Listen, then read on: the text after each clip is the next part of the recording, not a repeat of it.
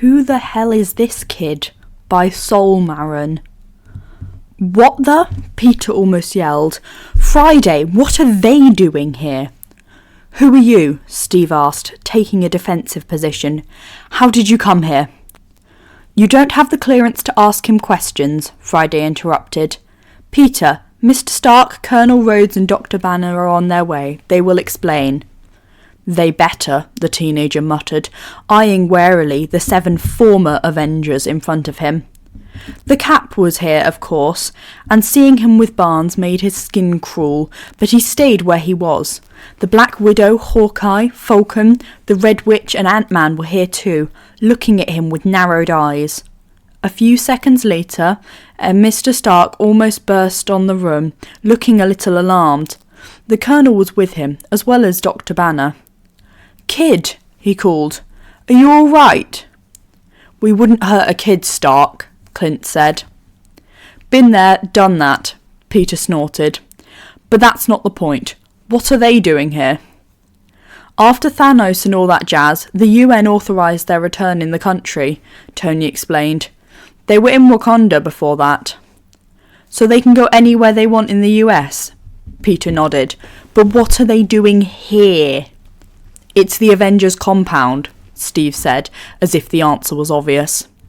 Paid for by the man you and your old buddy nearly beat to death, so you'll understand I'm not very happy to see you, Captain, Peter snapped, almost spitting the last word. What? Rhodey almost yelled, while the Cap and Barnes tensed. Peter, what are you talking about? Yes, Cap, what is he talking about? Clint asked, frowning. Nothing, the super soldier answered. Nothing, Peter repeated. Yeah, that's not what I saw. What you saw? He asked before looking at Tony. You... Mr. Stark didn't do anything, Peter interrupted him, voice hard and cold. And do you know why? To protect you. Not that you deserve it. Do you have any idea how many people wanted your head after the Accords fiasco? And how many more would want to see you in the raft if they learn what you did to him? You're maybe Captain America, but Iron Man was protecting New York long before you were defrosted. And he was virtually alone to do it these last couple of years. The public adore him, and believe me, they love Tony Stark too. Believe me when I say this, if what happened in Siberia had been leaked, Ross wouldn't have been the only one coming after you. And you can thank Mr. Stark for that too. Ross wanted to kill you, and Mr. Stark had him fired and the raft was closed. You were maybe America's sweetheart in the 40s and after the Chitauri's attack, but becoming a fugitive changed a few things. And while your old buddy is innocent of the Winter Soldier crime, it's Barnes who tried to kill Mr. Stark. If just one of you looks at him the wrong way, just once, I swear I'll... Okay, that's enough, kid, Tony said, coming beside him and clapping a hand on his shoulder. I think they get the message. You and I will have a long conversation about self-preservation, because threatening Captain America is not it. Really not. And if your aunt learns what you said... She'd probably buy me something nice for that, Peter interrupted. She's not really a fan either. Not anymore anyway. The same goes for Ned and MJ. Not bringing the girlfriend into this, Pete, Tony said, rolling his eyes. Never mind. Before said conversation, how the hell do you know all that? I'm pretty sure I never told you about Siberia. You mean you never told anyone, Peter said bitterly. I tried to make you talk. Colonel Rhodes tried, Miss Potts tried. You were telling me all those stories about the Avengers, especially about Thor and Dr. Banner, but you never talked to me about Cap. Not that I wanted you to, but it wasn't something to understand something happened. I mean, the airport was bad, but not that bad. So I was alone in the lab, and I asked Friday about it. And she told you? Tony asked with a raised eyebrow before looking at the ceiling. Fry, we'll discuss this later. Sorry, boss, but he was very convincing, the AI said. Your well-being is her primary concern, Peter said, shrugging, and you were clearly not okay. So I told her that if I knew what happened, I could help. She wasn't very difficult to convince. Maybe because she asked you loads of times to talk to someone. She showed me the video feed from the suit.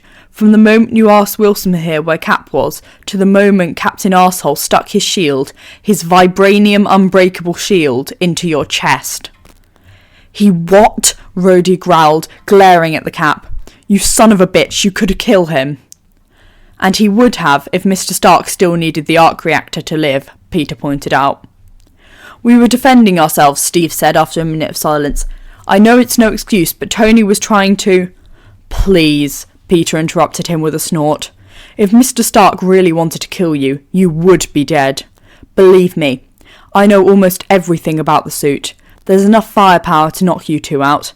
And can you blame him? If you had told him before Zemo showed him what happened on film, none of this would have happened. This mess, this whole mess, it's on you. The Accords, the Cap tried. It's a way to make sure enhanced human beings won't go vigilante, Peter snapped.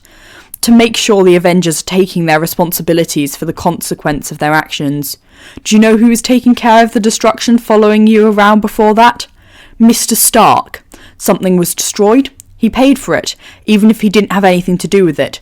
He was the one taking responsibility for everything, to the public and to the government. Did one of you ever thank him for that? Of course not. You took it for granted. The Accords are not perfect. Nothing is. But they are necessary, and they are efficient. I would know. I've signed them. You signed them, Natasha asked. You're just a kid. A kid who developed powers when he was 14, Peter said. But it's still not the point. What kind of powers? Wilson asked. The kind that is none of your business, he said coolly. If it wasn't obvious, I'm not really a fan of you people, so there's no way I'm telling you this. I'd say it's pretty obvious, Rhodes laughed. But that's because I'm not a fan either. High five, kid. They clapped hands, laughing softly. After a few seconds of silence, Tony walked Peter out of the room, Rhodey and Bruce following. No, he said. You're not stealing my kid for your scheme, Rhodey. And you, kid, you're grounded until my 25th birthday, Peter completed with a small grimace. I'm sorry, Mr. Stark. I know you didn't want to talk all about that, but I saw the video feed a year and a half ago, and all I wanted to do was track him down and chew him out. Only chew him out? Tony asked, chuckling.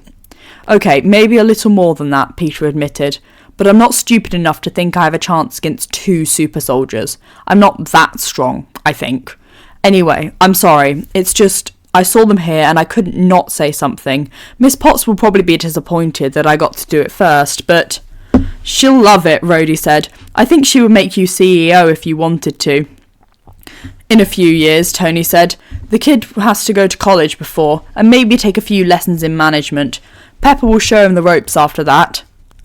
What? Peter gasped, but he was ignored. Good plan, Tones, Rhodey approved. What? Peter asked again, making his mentor laugh. When they were at the door, Tony looked back at the others, who were still observing them, especially Peter. You know where your rooms are, he said. The second floor is off limit for now, but otherwise nothing really changed. Go unpack. I'll see you later. And then he turned back to Peter. So, kid, do you have any homework to do before going to tinker in the labs?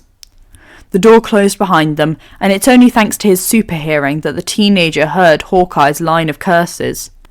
Who the hell is this kid? Wilson asked after a few seconds. Thank you for listening. I really hope you enjoyed. Have a lovely day.